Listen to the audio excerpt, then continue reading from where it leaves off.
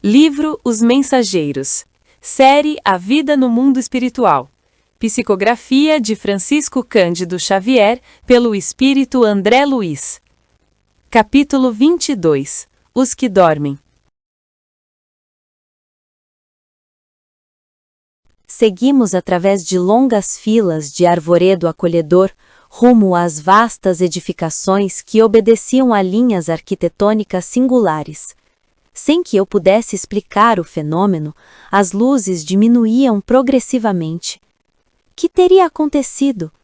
Vicente e eu nos entreolhamos, assustados. Alfredo, Aniceto e os demais, todavia, caminhavam sem surpresa. A serenidade deles tranquilizava-me o íntimo, embora o espanto insofreável. Mais alguns passos, atingimos os pavilhões diferentes, que se estendiam em área superior a 3 quilômetros pelos meus cálculos. Lá dentro, contudo, as sombras se fizeram mais densas. Conseguia distinguir vagamente os quadros interiores, observando que se tratava, a meu ver, de espaçosas enfermarias com teto sólido, mas semi-abertas ao longo das paredes altas, dando livre passagem ao ar. Dezenas de operários, devotados e operosos, seguiam-nos em absoluto silêncio. Alfredo era o único a falar, notando-se, contudo, que se fizera extremamente discreto nas palavras. Tudo isso me dava a impressão de ver penetrado um cemitério escuro, onde os visitantes fossem obrigados a guardar todo o respeito aos mortos.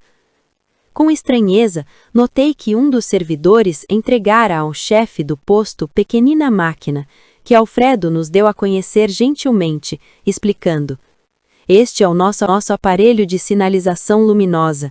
Estamos no centro dos pavilhões a que se recolhem irmãos ainda adormecidos. Temos aqui, presentemente, quase 2.000. Os numerosos cooperadores dirigiam-se em ordem para a zona de serviços que lhes competiam. Depois de pequena pausa, falou o administrador com firmeza: "Iniciemos o trabalho de assistência." Comentários. Aqui encontramos o momento da chegada de André Luiz, Vicente, Aniceto, Alfredo e outros companheiros a uma área especializada no plano espiritual, destinada ao acolhimento de espíritos em estado de dormência. A passagem é marcada por uma atmosfera de mistério, solenidade e profundo respeito, que gradualmente se revela como um ambiente de cuidado intensivo. 1. A aproximação e o mistério da escuridão.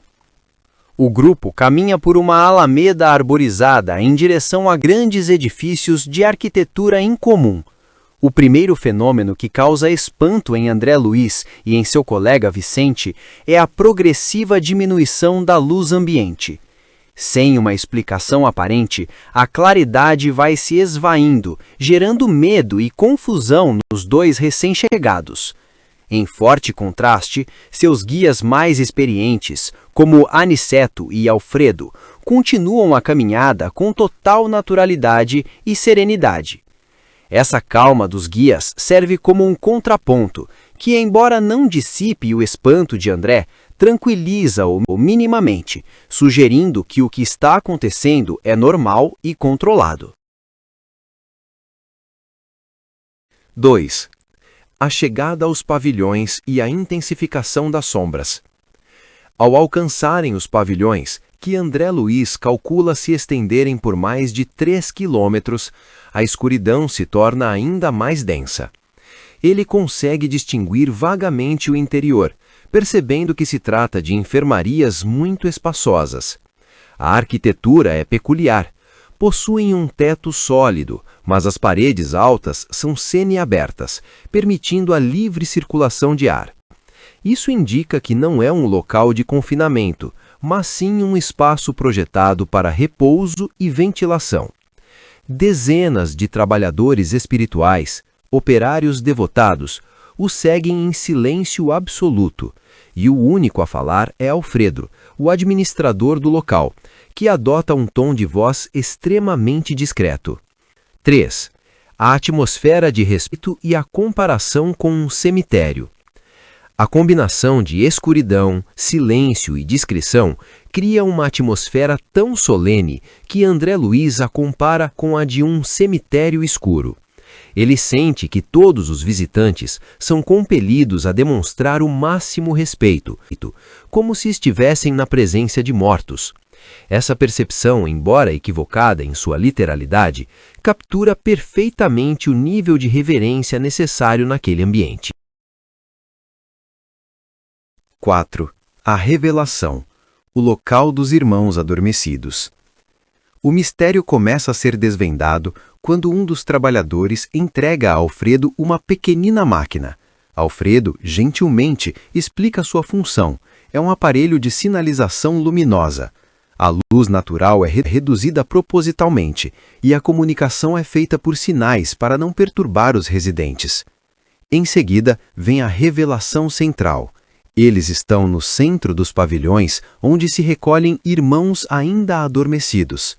Alfredo informa que, no momento, há quase 2.000 espíritos nessa condição. A escuridão e o silêncio não são, portanto, sinais de abandono ou morte, mas sim condições terapêuticas essenciais para o tratamento desses espíritos em estado de profundo repouso ou coma espiritual. 5. O início do trabalho de assistência. Com a explicação dada e o ambiente contextualizado, os numerosos cooperadores se dirigem silenciosamente para suas respectivas áreas de serviço. O trecho se encerra com a ordem firme e objetiva de Alfredo, que marca o propósito da visita. Iniciemos o trabalho de assistência. A fase de observação termina e a de ação e auxílio espiritual está prestes a começar. Ao primeiro sinal luminoso de Alfredo, acenderam-se numerosas lâmpadas elétricas e então, dominando a custo a primeira impressão de horror, vi extensas filas de leitos ao rés do chão, ocupados todos por pessoas mergulhadas em profundo sono. Muitos tinham um semblante horrendo. Eram muito poucos os que traziam as pálpebras cerradas, parecendo tranquilos. Em quase todos, estampavam-se-lhes nos olhos, aparentemente vitrificados, o extremo pavor e o doloroso desespero da morte. Cadavérica palidez cobria-lhes a face. Recordando a literatura antiga, pensei nos velhos túmulos egípcios. Tínhamos diante de nós centenas de múmias perfeitas. Raríssimos pareciam dormir um sono natural. Aproximando-se de nós outros, Alfredo falou a Aniceto em particular. Infelizmente, não podemos atender a todos. Por quê? Indagou o nosso orientador, comovido. Estamos aguardando o pessoal adestrado. Tenho aqui a colaboração de 80 auxiliares para este gênero de serviço. Entretanto, não pode cada qual atender a mais de 5 doentes de uma só vez. À vista disso, dos nossos 1980 abrigados, separei os 400 mais suscetíveis de próximo despertar, a fim de submetê-los ao tratamento intensivo. E os demais? Recebem alimento e medicação mais densos uma vez por dia. Aniceto calou-se pensativo. Comentários. 1. O cenário desolador e chocante. O serviço começa com o sinal de Alfredo, que acende as luzes. A iluminação revela um cenário impactante e de horror para André Luiz. Visão geral. Extensas fileiras de leitos dispostos no chão, todos ocupados por espíritos mergulhados em um sono profundo e anormal. A aparência dos adormecidos. A grande maioria apresenta uma aparência terrível, semblante horrendo. Ao contrário de um sono tranquilo, seus rostos e olhos expressam o trauma da morte. Olhos abertos. Pouquíssimos estão com as pálpebras fechadas. A maioria tem os olhos abertos, descritos como aparentemente vitrificados. Expressão de pavor. Nesses olhos está estampado o extremo pavor e o doloroso desespero da morte. Eles estão paralisados no último instante de agonia da vida física. Palidez. Seus rostos são cobertos por uma cadavérica palidez. A comparação com múmias, a visão é tão disturbadora e os corpos tão imóveis e marcados pelo sofrimento que André Luiz os compara a centenas de múmias perfeitas, evocando a imagem de túmulos egípcios. Fica claro que este não é um sono reparador, mas um estado de coma ou perturbação psíquica profunda. 2. A limitação do atendimento. O diálogo esclarecedor. Alfredo se aproxima de Aniceto e explica a difícil logística do local, revelando a escala do problema. Incapacidade de atendimento pleno. Alfredo afirma que, infelizmente, não tem atender a todos os espíritos ali abrigados. A causa da limitação. O problema é a falta de pessoal adestrado, trabalhadores especializados. A equipe é composta por 80 auxiliares, mas cada um só consegue cuidar de, no máximo, 5 doentes simultaneamente devido à complexidade do tratamento. A triagem e o tratamento intensivo. Diante dessa limitação, Alfredo foi forçado a fazer uma triagem. Dos 1980 espíritos abrigados, ele selecionou os 400 que estão mais próximos de despertar, mais suscetíveis de próximo despertar. Este grupo seleto recebe um tratamento intensivo. O tratamento dos demais. Questionado por Aniceto sobre o destino dos outros 1580 espíritos, Alfredo explica que eles não são abandonados, mas recebem um cuidado mais básico, alimento e medicação mais densos, uma vez por dia. Isso sugere um tratamento de manutenção para sustentá-los, até que haja recursos para um cuidado mais direto. 3. A reação de Aniceto. Termina com a reação silenciosa e profunda de Aniceto. Ao ouvir sobre a situação e a difícil escolha que Alfredo teve que fazer, ele calou-se, pensativo. Esse silêncio comovido sublinha a gravidade da cena, a dimensão do sofrimento e a complexidade do trabalho de resgate no mundo espiritual. Pontos importantes. Estado dos espíritos. Mostra que muitos espíritos, após a morte, não despertam imediatamente para a nova realidade, mas ficam presos em um estado de sono letárgico, fixados no trauma do desencarne. Logística espiritual. Revela que o trabalho de auxílio no plano espiritual é organizado, mas também enfrenta limitações de recursos e pessoal qualificado, exigindo sistemas de triagem como nos hospitais terrenos. Natureza do trabalho. O cuidado com esses espíritos é descrito como um tratamento, envolvendo medicação e alimento, o que indica a necessidade de intervenções energéticas e fluídicas especializadas para recuperá-los. Impacto emocional. A descrição detalhada do cenário serve para transmitir ao leitor a seriedade e a dor presentes em certas regiões do mundo espiritual, longe da imagem idealizada de um céu imediato. Profundamente tocado pelo que via, inclinei-me instintivamente para o abrigado mais próximo, tentando examinar-lhe o estado fisiológico. Identifiquei o calor orgânico, a pulsação regular e os movimentos respiratórios, embora verificasse a extrema rigidez dos meus membros, como que mergulhados em imobilidade cataléptica. Indescritível impressão apoderou-se de mim. Levantei-me assustado, dirigi-me a Aniceto com a máxima discrição e interroguei. Explicai-me, por Deus, que vemos aqui? Estamos acaso no dia da morte, depois da morte? O instrutor sorriu, complacente, e explicou em voz quase imperceptível. Sim, André, este sono é verdadeiramente avançada imagem da morte. Aqui permanecem, com a bênção do abrigo, alguns milhões dos nossos irmãos que ainda dormem. São as criaturas que nunca se entregaram ao bem ativo e renovador em torno de si, e mormente os que acreditaram convictamente na morte, como sendo o nada, o fim de tudo, o sono eterno. A crença na vida superior é a atividade incessante das almas. A ferrugem ataca a enxada ociosa. O entorpecimento invade o espírito vazio de ideal criador. Os que nos círculos carnais, homens e mulheres, creem na vida eterna, ainda que não sejam fundamentalmente cristãos, estão desenvolvendo faculdades de movimentação espiritual e podem penetrar as esferas extraterrenas em estado animador, pelo menos quanto à locomoção e juízo mais ou menos exato. No entanto, as criaturas que perseveram em negação deliberada e absoluta, não obstante por vezes filiadas a cultos externos de atividade religiosa, que nada veem além da carne, nem desejam qualquer conhecimento espiritual, são verdadeiramente infelizes. Muitos penetram nossas regiões de serviço como embriões de vida, na colmeia da natureza sempre divina.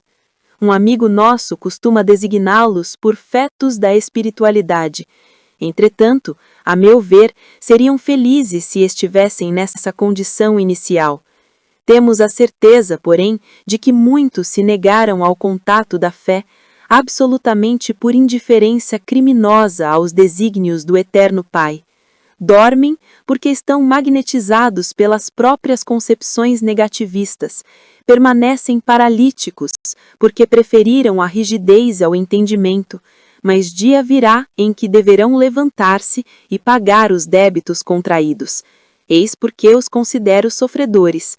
Primeiramente, demoram no sono em que acreditaram, mais tarde acordam, porém a maioria não pode fugir à enfermidade e à perturbação, como acontece aos irmãos dementados que vimos ainda há pouco. Comentários. Continuando a descrever a chocante descoberta de André Luiz ao encontrar uma vasta região habitada por espíritos em estado de sono profundo, quase cataléptico, e a subsequente explicação de seu instrutor, Aniceto, sobre a natureza e as causas dessa condição. 1. A observação de André Luiz e seu espanto. A descoberta inicial. Profundamente impressionado com a cena, André Luiz se aproxima de um dos espíritos adormecidos para examiná-lo. Ele constata, para sua surpresa, que o espírito apresenta sinais fisiológicos de vida, como calor orgânico, pulsação regular e respiração. O estado de imobilidade. Apesar dos sinais de vida, os membros do espírito estão em um estado de extrema rigidez, semelhante a uma imobilidade cataléptica. Essa contradição entre a aparente vida e a paralisia total causa em André uma indescritível impressão. A pergunta aflita. Assustado e confuso, André se dirige discretamente a Aniceto e pergunta o que está acontecendo, questionando se eles se encontram em uma moradia da morte, depois da morte, evidenciando o paradoxo que ele testemunha. 2. A explicação de Aniceto. As causas do sono espiritual. Aniceto, com calma e complacência, explica a André a profunda realidade por trás daquela cena. Quem são os dorminhocos? Ele confirma que aquele sono é uma avançada imagem da morte. Ali se encontram milhões de espíritos que ainda dormem. Estes são, principalmente, indivíduos que na Terra nunca se dedicaram ao bem ativo e renovador, viveram uma vida de inércia moral e espiritual, sem praticar a caridade ou buscar o progresso interior. Acreditaram convictamente na morte como o fim de tudo. Sustentaram a crença materialista de que a morte era o nada, o sono eterno. A lei da atividade espiritual. Aniceto estabelece um princípio fundamental. A crença na vida superior é a atividade incessante das almas. Ele usa a analogia da ferrugem que ataca a enxada ociosa, para ilustrar que a falta de ideal e de atividade espiritual leva ao entorpecimento da alma. 3. O contraste entre os que creem e os que negam.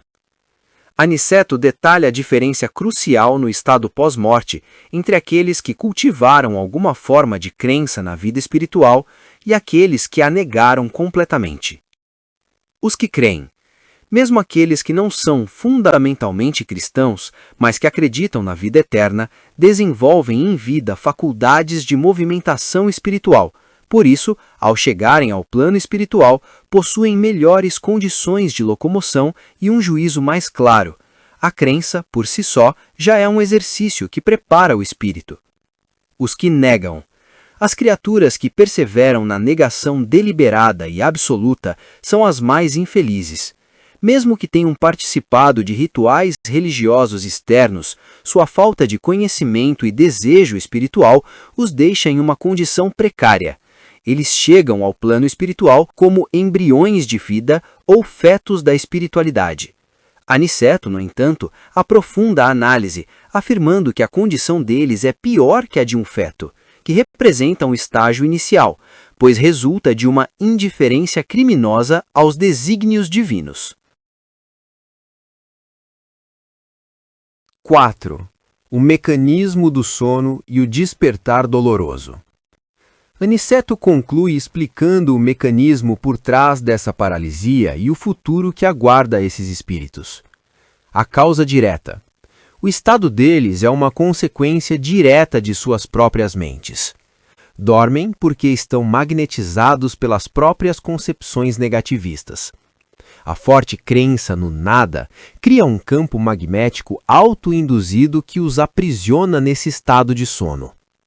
Permanecem paralíticos porque preferiram a rigidez ao entendimento. A rigidez de suas ideias e a recusa em aceitar a realidade espiritual se manifestam como rigidez física no perispírito. O futuro inevitável. Esse sono não é eterno. Um dia eles terão que despertar para enfrentar a realidade e pagar os débitos contraídos com a própria consciência e com as leis divinas. O despertar para o sofrimento. O despertar, contudo, não será tranquilo. A maioria deles não consegue escapar da enfermidade e da perturbação, um estado de desequilíbrio semelhante ao dos espíritos dementados que André Luiz já havia visitado. Por isso, Aniceto os considera sofredores, pois seu sono é apenas um adiamento de um confronto doloroso com a realidade que negaram. Conclusão. Aqui nos revela de forma contundente a lei de causa e efeito aplicada à consciência após a morte. O estado em que o espírito se encontra é um reflexo direto de suas crenças, pensamentos e, principalmente, de sua inércia ou atividade espiritual durante a vida terrena. O sono não é um castigo, mas uma condição autoimposta pela negação da vida e pela falta de um ideal construtivo, cujo despertar inevitável trará consigo as consequências de suas escolhas. Grande o meu assombro. Como Vicente se aproximasse também para ouvi-lo, falou Aniceto, esclarecendo a nós ambos. A fé sincera é ginástica do espírito. Quem não a exercitar de algum modo na terra, preferindo deliberadamente a negação injustificável, encontrar-se-á mais tarde sem movimento.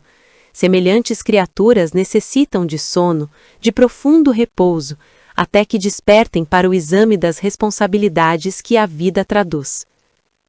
Observando que o nosso orientador se esquivava a comentários longos para que pudéssemos seguir de mais perto os trabalhos de assistência, calei as muitas indagações que me escaldavam a mente. Com exceção de algumas senhoras que permaneciam junto de Esmalha, todos os servidores se mantinham em posição de vigilância, ao pé dos grupos mumificados. A luz artificial iluminava os que se perdiam de vista, mas observei que nenhum dos albergados reagia à intensa claridade que se fizera. Continuavam rígidos, cadavéricos, prostrados. Comentários. 1. A explicação de Aniceto. A fé como ginástica espiritual. André Luiz expressando seu grande assombro diante da cena. Ele e Vicente se aproximam de seu orientador, Aniceto, em busca de esclarecimento. Aniceto oferece uma explicação profunda e metafórica para o estado daqueles espíritos adormecidos. A tese central: a fé sincera é ginástica do espírito. Aniceto compara a fé não a uma crença passiva, mas a um exercício ativo e contínuo, uma prática que fortalece e desenvolve as faculdades da alma. Assim como um músculo precisa de exercício para não atrofiar, o espírito precisa exercitar a fé para se manter em movimento. A causa da paralisia: aqueles que, durante a vida na Terra, escolheram deliberadamente a negação injustificável, ou seja, o ceticismo radical, o materialismo ou a recusa em considerar a vida espiritual, não realizaram essa ginástica. Consequentemente, ao chegarem ao plano espiritual, encontram-se com o espírito paralisado, sem movimento. O sono como terapêutica, o estado de sono e profundo repouso em que se encontram, não é uma punição, mas uma necessidade terapêutica. É um estado de latência forçada, uma espécie de coma induzido pela própria condição espiritual que os protege até que suas mentes estejam prontas para despertar para o exame das responsabilidades que a vida traduz. É um tempo de recuperação necessário para que futuramente possam confrontar as verdades que negaram.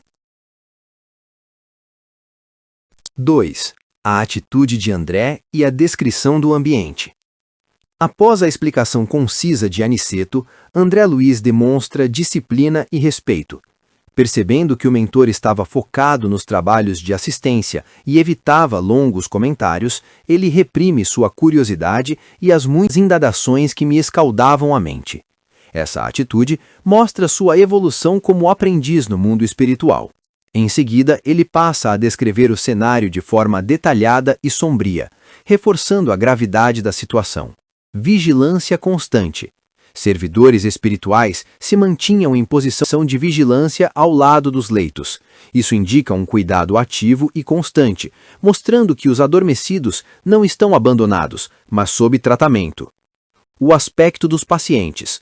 Os pacientes são descritos como grupos mumificados. Essa expressão poderosa sugere uma imobilidade extrema, uma ausência de vida e vitalidade que os assemelha a múmias. O ambiente físico. O local é iluminado por uma luz artificial e intensa. Os leitos se estendem a perder de vista, indicando o grande número de espíritos nessa condição. A profundidade do sono. O detalhe mais chocante é que nenhum dos albergados, os pacientes, reagia à intensa claridade. Isso demonstra a profundidade de seu estado de inconsciência. Eles continuavam rígidos, cadavéricos, prostrados, reforçando a imagem de uma paralisia espiritual quase total, que se reflete em sua aparência perispiritual. Em síntese, aqui ilustra de forma poderosa a lei de causa e efeito aplicada à vida espiritual. Ação ou inação na Terra. A escolha consciente pela negação da espiritualidade e a falta de exercício da fé. Consequência no plano espiritual. A atrofia das faculdades da alma, resultando em um estado de paralisia e sono profundo. A natureza da fé. A fé é apresentada não como um dogma, mas como uma força ativa, um músculo da alma, que se não for usado, se enfraquece. A compaixão divina. Mesmo nesse estado grave, os espíritos não estão desamparados. O sono é um mecanismo de proteção e eles são constantemente vigiados por trabalhadores espirituais, aguardando o momento certo para o despertar e a reeducação. Portanto, nos serve como um sério alerta sobre as consequências da negação deliberada da vida espiritual, ao mesmo tempo que revela a lógica e a misericórdia que regem o tratamento desses casos no mundo invisível.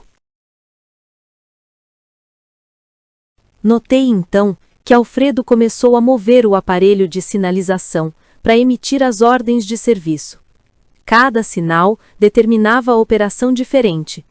Vi os servidores do posto distribuírem pequenas porções de alimento líquido e medicação bucal, em profundo silêncio. Em seguida, forneceram reduzidas quantidades de água efluviada, fluidificada, aos infelizes, com exceção, porém, de muitos que pareciam preparados a receber tão somente caldo e remédio.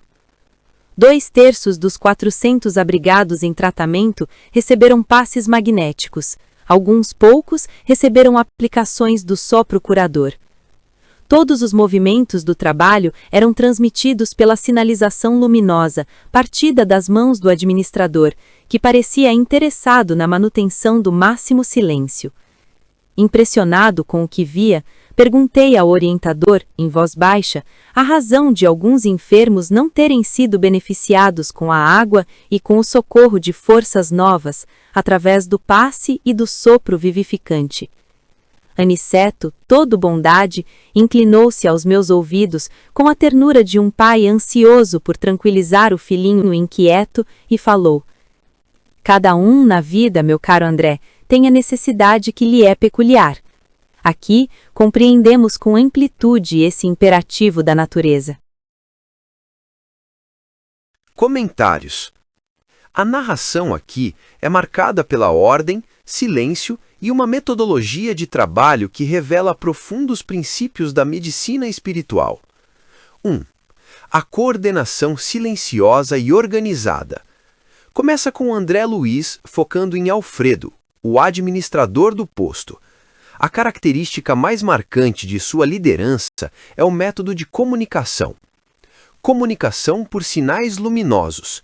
Em vez de ordens verbais que poderiam perturbar o ambiente de repouso, Alfredo utiliza um aparelho de sinalização.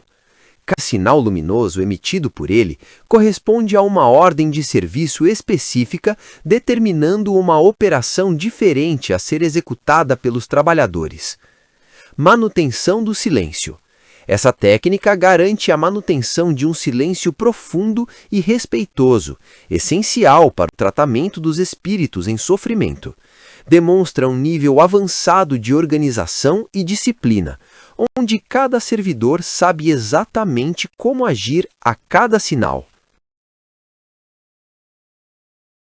2. Os procedimentos de tratamento. Sob a coordenação de Alfredo, os servidores espirituais executam uma série de tratamentos variados, aplicados de forma seletiva aos 400 enfermos abrigados no local. Nutrição e medicação básica. Todos os pacientes que estavam aptos recebem pequenas porções de alimento líquido e medicação bucal. Isso indica um cuidado básico para a sustentação e recuperação inicial. Água fluidificada. Em seguida, é distribuída água efluviada, fluidificada, que é água energizada com fluidos magnéticos e espirituais curativos. No entanto, André Luiz nota a primeira distinção importante: nem todos a recebem. Muitos pareciam preparados para receber apenas caldo e remédio, sugerindo que não tinham condições de assimilar as energias mais sutis da água fluidificada. Passes magnéticos. Uma terapia mais direta é aplicada a uma maioria significativa. 2/3 dos 400 enfermos, aproximadamente 266, recebem passes magnéticos, que são transmissões de energias vitais e curativas para reequilibrar o perispírito, corpo espiritual. Sopro curador. Um tratamento ainda mais poderoso e concentrado, o sopro curador é aplicado a alguns poucos. Este é um recurso de grande potencial, reservado para casos específicos ou para espíritos com maior merecimento e receptividade. 3. O questionamento de André Luiz. Impressionado com a eficiência e a ordem, mas intrigado pela diferenciação nos tratamentos, André Luiz manifesta sua dúvida a seu mentor, Aniceto. Sua pergunta é a chave. Por que alguns enfermos não foram beneficiados com os recursos mais potentes, como a água fluidificada, o passe e o sopro vivificante? Para ele, parecia uma injustiça ou uma omissão não oferecer a todos o melhor tratamento disponível. 4. A lição de Aniceto. O princípio da individualidade. A resposta de Aniceto é um ensinamento central. Ele se dirige a André Luiz com a ternura de um pai, explicando um princípio fundamental da lei divina e da medicina espiritual, a necessidade peculiar de cada um. Aniceto afirma: cada um na vida, meu caro André, tem a necessidade que lhe é peculiar, imperativo da natureza. Ele complementa que no plano espiritual eles compreendem com amplitude que essa individualidade é um imperativo da natureza. O que Aniceto ensina é que o tratamento espiritual não é padronizado, ele é estritamente individualizado, levando em conta a condição vibratória, o merecimento, a capacidade de absorção e a necessidade real de cada espírito. Administrar uma energia muito intensa, como a do sopro curador, a um espírito que não está preparado para recebê-la, seria inútil ou até mesmo prejudicial, como dar alimento sólido a um bebê que só pode tomar leite. Conclusão. Aqui encontramos mais uma grande lição profunda sobre ordem e disciplina no plano espiritual. O trabalho é metódico, silencioso e altamente eficiente. Individualização do tratamento. A ajuda espiritual é sempre adequada à capacidade e necessidade de quem a recebe. Não se trata de dar o máximo possível, mas sim o que é útil e assimilável para cada um. A justiça divina na caridade. A aparente desigualdade no tratamento é, na verdade, a mais pura expressão de justiça e sabedoria, pois respeita o estágio evolutivo e a condição de cada alma. Diferentes níveis de terapia espiritual. Existem diversas ferramentas de cura, água, passes, sopro, cada uma com uma potência diferente, aplicadas conforme o caso. Em suma, aqui desmistifica a ideia de que a ajuda espiritual é um pacote único e revela que ela opera sob leis sábias e naturais, onde o amor e a caridade são administrados com precisão e discernimento, respeitando sempre o livre-arbítrio e a condição única de cada ser. Analisando o capítulo 22. Os que dormem. 1. A chegada ao pavilhão e o ambiente misterioso. O capítulo se inicia com André Luiz, Vicente, Aniceto, Alfredo e outros companheiros caminhando em direção a vastas edificações de arquitetura singular no posto de socorro. Uma sensação de estranheza toma conta de André e Vicente quando as luzes do ambiente começam a diminuir progressivamente, mergulhando o local em uma escuridão crescente. A serenidade de Aniceto e dos outros membros da comitiva, no entanto, os tranquiliza. Ao chegarem aos pavilhões, que André estima terem mais de 3 quilômetros de extensão, as sombras se tornam ainda mais densas. Ele consegue discernir vagamente o interior, identificando-os como espaçosas enfermarias, semi-abertas nas paredes altas para permitir a livre circulação de ar. O silêncio é absoluto, quebrado apenas pelas palavras discretas de Alfredo, o administrador do posto. A atmosfera solene e escura faz André se sentir como se estivesse em um cemitério escuro, onde o respeito aos mortos era obrigatório. 2. A revelação chocante. Alfredo recebe de um servidor uma pequena máquina, que ele explica ser um aparelho de sinalização luminosa. Ele revela o propósito do local.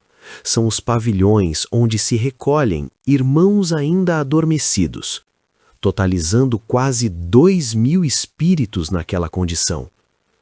A um sinal luminoso de Alfredo, numerosas lâmpadas se acendem, revelando uma cena de horror para André. Diante dele, estendem-se filas intermináveis de leitos no chão, todos ocupados por pessoas em um sono profundo e perturbador. A aparência da maioria é aterradora. Semblante horrendo, poucos pareciam dormir tranquilamente. Olhos vitrificados, a maioria tinha os olhos abertos, estampando o pavor e o desespero da morte. Palidez cadavérica, seus rostos eram extremamente pálidos. Rigidez cataléptica. Ao examinar um dos abrigados, André nota pulsação e respiração, mas seus membros estão em extrema rigidez, como em um estado de catalepsia. A visão choca André profundamente, que compara os espíritos a múmias perfeitas em túmulos egípcios, e pergunta a Aniceto se eles estão na moradia da morte depois da morte.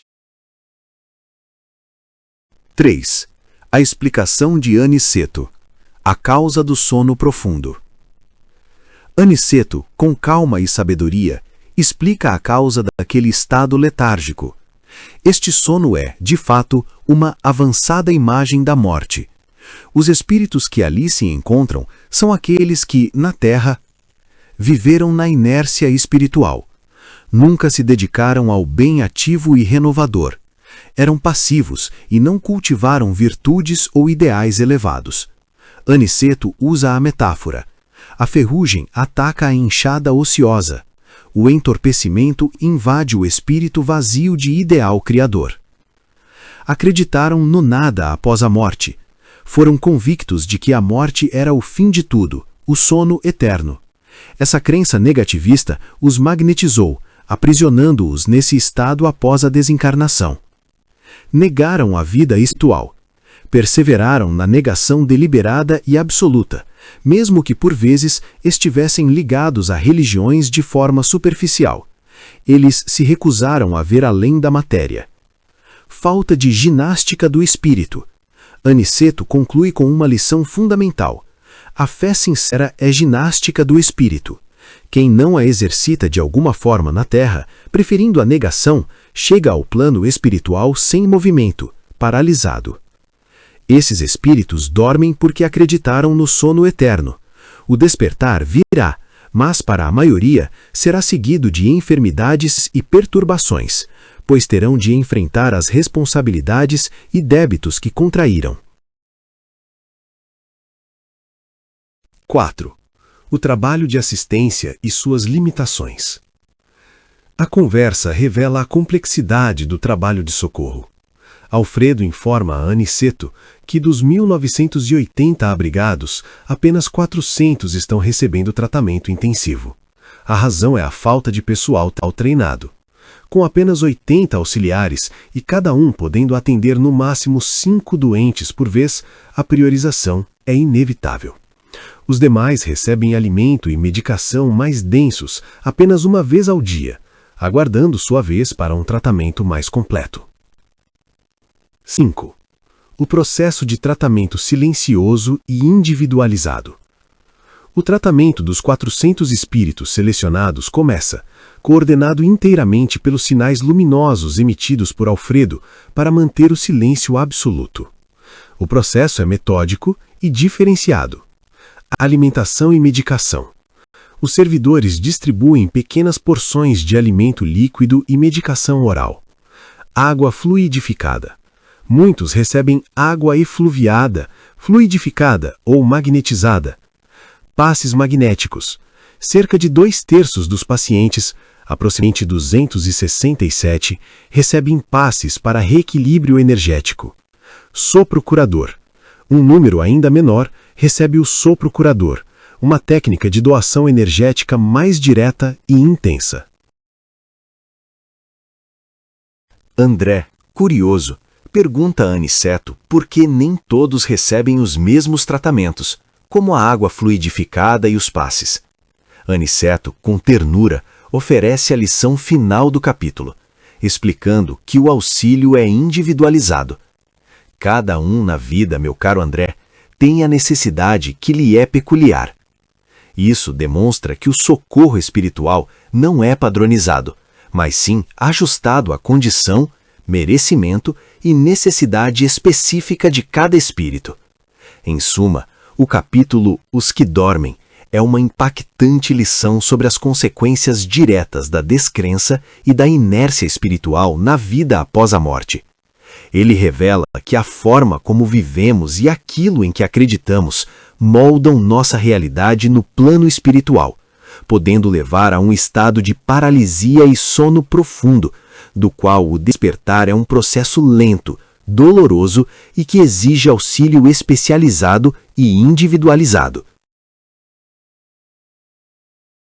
Se gostou, inscreva-se no nosso canal, dê um like e compartilhe esse vídeo para ajudar nosso canal a crescer e divulgar a doutrina dos espíritos.